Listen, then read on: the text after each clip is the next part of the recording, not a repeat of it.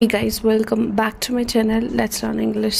आज के इस वीडियो में हम पढ़ने जा रहे हैं क्लास 9th की बुक से एक चैप्टर है how a client was saved and it is written by Mohandas Karamchand Gandhi. As you know he was an Indian nationalist leader। Alright, so आपको पता है उन्होंने एक ऑटोबायोग्राफी लिखी है जिसका नाम है माई एक्सपेरिमेंट्स विद ट्रुथ। सो उसी का एक पैसेज आपको दिया गया है। सो ये जो पैसेज है ना, it shows the importance of honesty in our lives and it's not only the best policy but it's the best virtue and the most valid principle. वो आपको ये जो पूरा चैप्टर है ऑनेस्टी के रिलेटेड है। ठीक है, हमारा जहाँ से पैसेज स्टार्ट हो रहा है द रीडर, दैट मीन्स हमें हाफ पैसेज या बीच में से दिया गया है कि पहले ही हमें पता होगा किसके बारे में, पारसी रुस्तम जी के बारे में है। वो जो थे वो उनके क्लाइंट थे और कोवर्कर थे। शायद ये भी बोलना सही होगा कि पहले वो कोवर्कर बने एंड देन वो क्लाइंट बने। और उनको इतना ज़्यादा भरोसा था किन पे, गांधी जी पे। आई जो यहाँ पे यूज़ हुआ है वो खुद से गांधी जी है। ठीक है, तो वो बोलते हैं कि वो हर सॉर्ट की एडवाइस, जो भी उनको एडवाइस चाहिए होती थी, इवन उनके डोमेस्टिक मैटर्स के, वो भी रिलेटेड वो किससे लेते थे, गांधी जी से लेते थे। कभी बीमार भी होते थे तब भी वो उनसे लेते थे एडवाइस। ठीक है, तो फिर बोलते कि ऑल दो हमारे रहन सहन में काफ़ी ज़्यादा डिफरेंस थी, लेकिन वो कभी भी हेजिटेट नहीं करते थे उनसे हेल्प लेने के। ऑलराइट, तो ये कहते हैं गांधी जी मेरा जो फ्रेंड है एक दिन एक बुरी सिचुएशन में फंस गया। वो मुझे हर किसी चीज़ के बारे में इन्फॉर्म करता था, लेकिन उसने एक चीज़ पीछे रखी थी, वो था कि वो एक इम्पोर्टर था गुड्स का। वो जो सामान था वो बॉम्बे से कोलकाता लेता था एंड कभी कभार वो स्मगलिंग भी करता था। स्मगलिंग मीन्स चोरी छुपे काम करना, ठीक है, इलीगली कोई काम करना।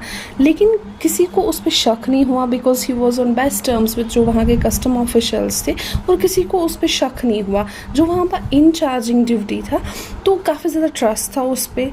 सो किसी को ये भी नहीं शक था कि ये स्मगलिंग कर सकता था। लेकिन जैसे ये एक गुजराती पॉइंट ने बोला, अखो theft like quick silver won't be suppressed. यहाँ पे क्विक सिल्वर का मतलब है मर्करी। बोलते हैं कि चोरी अगर कोई भी होना वो छुप नहीं सकती है, और वैसे ही किसके साथ हुआ, पारसी रुस्तम के साथ। ठीक है, तो बोलते हैं मेरा जो फ्रेंड है एक दिन काफ़ी हड़बड़ाहट में जल्दबाजी में आ गया और मुझे कह रहा है, उसको काफ़ी ज़्यादा रो रहा है कि बोल कि मैंने आपको धोखा दिया है, मेरा जो गिल्ट है, जो स्मगलिंग का काम है वो आज डिस्कवर हुआ है।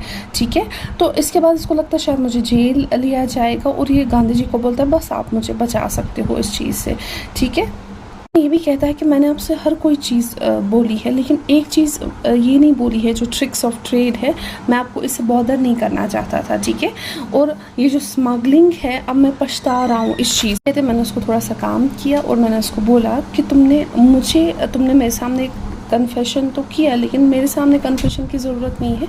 ये जो पूरा है, ये जो तुमने गलत किया मेरे साथ नहीं किया है, तुमने गवर्नमेंट के साथ गलत किया, तो कन्फेशन तुम्हें वहाँ पे करना पड़ेगा और तुम्हें किसी भी चीज़ के लिए रेडी रहना। रुस्तम जी कहते हैं कि ठीक है, हाँ जो आप बोलोगे मैं कर लूँगा, लेकिन आपको किससे मिलना पड़ेगा। मेरे जो ओल्ड कौंसिल है, मिस्टर नाम नहीं दिया है, वो भी एक फ्रेंड ही है। तो पारसी रुस्तम जी ऐसे कहते हैं। हमें ये पता चली गई कि ये अभी की ऑफेंस नहीं है, मतलब जो अभी हुआ था ना, मतलब जिसके बारे में इनको पता चला था वो छोटा सा एग्जाम था, लेकिन ये जो स्मगलिंग है काफ़ी टाइम से चल रही है। तो ये लोग कौंसिल के पास गए और वहाँ पे पेपर्स भी दिखाए गए एंड केस जो है वो जूरी के पास जाने वाला था, उसके बाद न्यूट्रल जूरी के पास, और वो एक ऐसी जूरी थी जो इंडियन को नहीं छोड़ते हैं। ठीक है, और कोई होप भी नहीं थी। तो ये इसको कहता है, उनको ये चीज़ जब कही कि मेरे हाथ में नहीं है, वहाँ पे जूरी होती है और वो इंडियन को नहीं छोड़ते, तो ये बोलता मैं कौंसिल को नहीं जानता हूँ, लेकिन ये इसको बोलता है कि मैं इस केस में हेल्प किसको लूँगी, मिस्टर गांधी जी की। ठीक है, मे बी वो मुझे काफ़ी अच्छे से जानते हैं।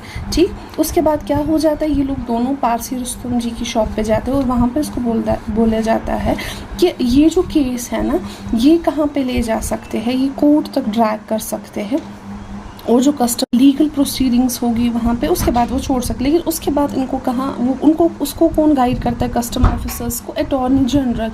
और ये बोलता है कि मैं दोनों से मिलने के लिए रेडी हूँ, बट लेकिन अगर वो वहाँ पे केस सॉल्व नहीं हुआ, वो एग्री नहीं हुए, या तो तुम्हें क्या करना है, तुम्हें एक पेनल्टी पे करनी पड़ेगी, but you have to do, तुम्हें जेल जाना पड़ेगा। और ये इसको कहता है मेरे ओपिनियन में शेम, जेल जाना तो शेम नहीं है, लेकिन जब तुमने क्राइम किया था वो एक शेमफुल एक्ट था, ठीक है।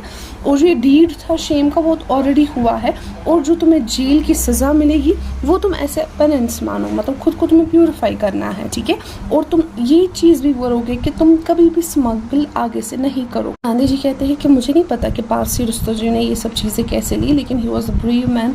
लेकिन इस टाइम पे उसकी जो हिम्मत है वो बिल्कुल ही वो टूट गया वो बंदा, ठीक है, क्योंकि उसका नाम, उसका फेम जो था पूरा स्टेक पे था, दांव पे था, ठीक है।